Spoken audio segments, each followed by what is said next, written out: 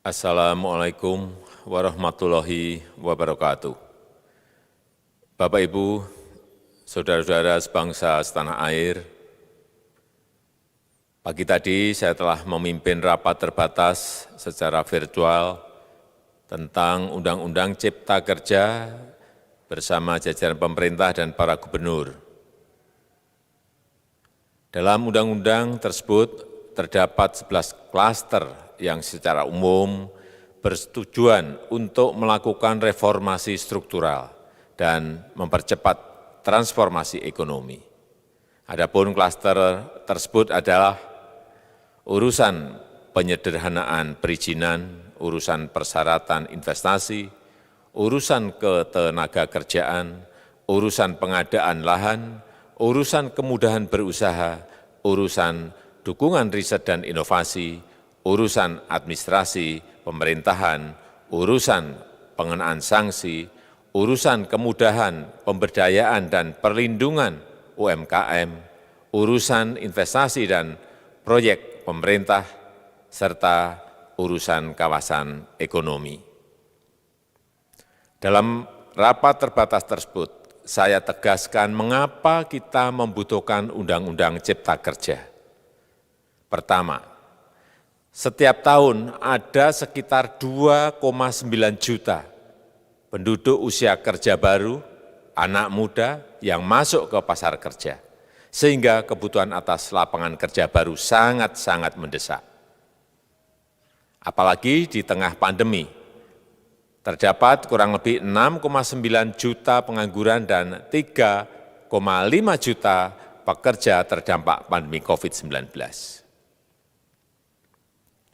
Dan sebanyak 87% dari total penduduk bekerja memiliki tingkat pendidikan setingkat SMA ke bawah, di mana 39% berpendidikan sekolah dasar, sehingga perlu mendorong penciptaan lapangan kerja baru, khususnya di sektor padat karya.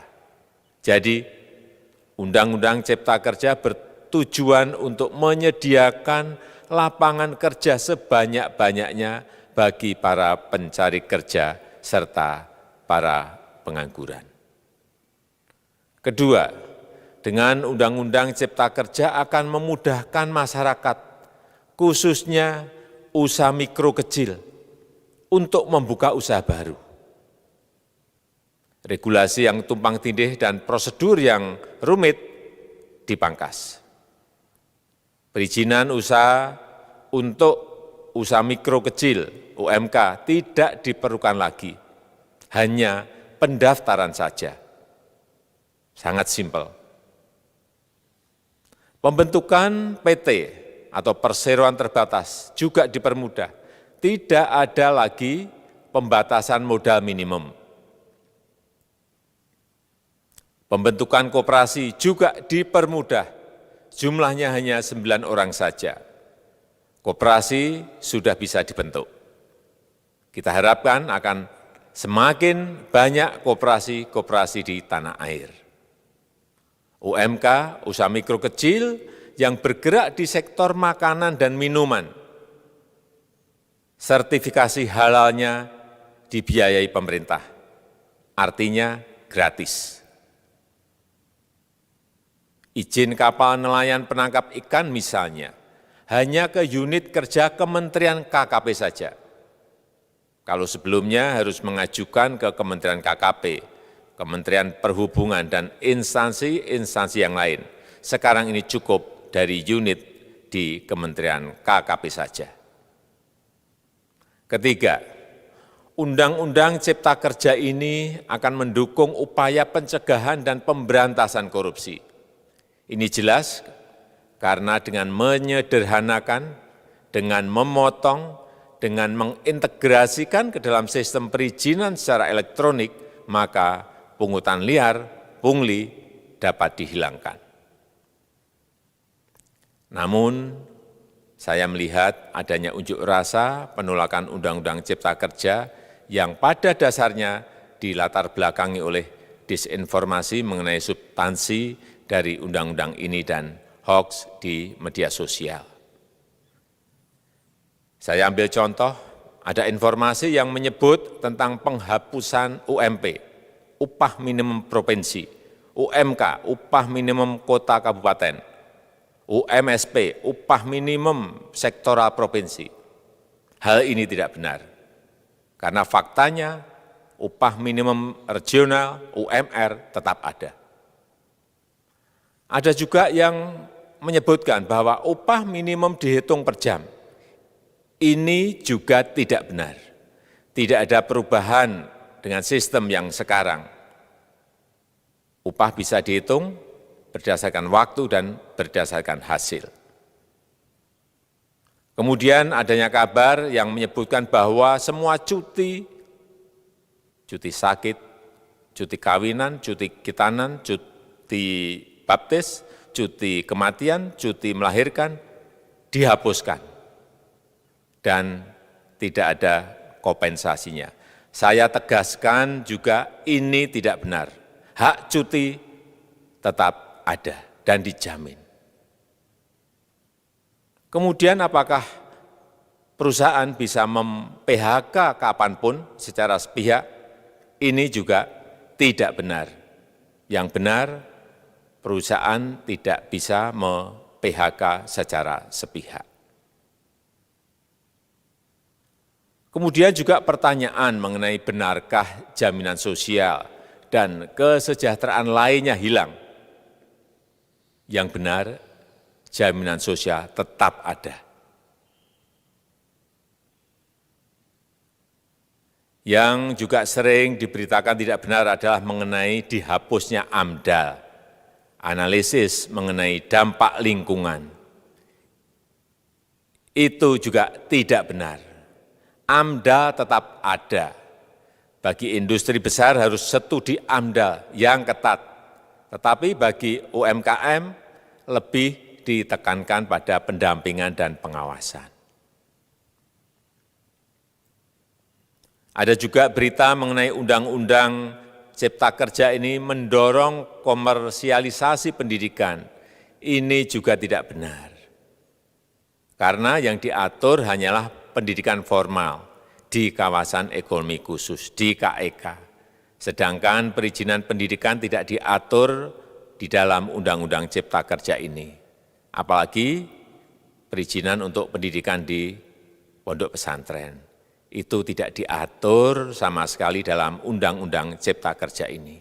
Dan aturannya yang selama ini ada tetap berlaku. Kemudian diberitakan bahwa keberadaan bank tanah. Bank tanah ini diperlukan untuk menjamin kepentingan umum, kepentingan sosial, kepentingan pembangunan nasional, pemerataan ekonomi, dan konsolidasi lahan serta reforma agraria.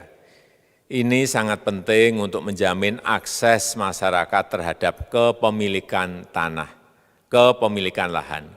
Dan kita selama ini tidak memiliki bank tanah. Saya tegaskan juga bahwa Undang-Undang Cipta Kerja ini tidak melakukan resentralisasi kewenangan dari pemerintah daerah ke pemerintah pusat. Tidak ada. Perizinan berusaha dan pengawasannya tetap dilakukan oleh pemerintah daerah sesuai dengan NSPK, norma, standar, prosedur, dan kriteria yang ditetapkan pemerintah pusat.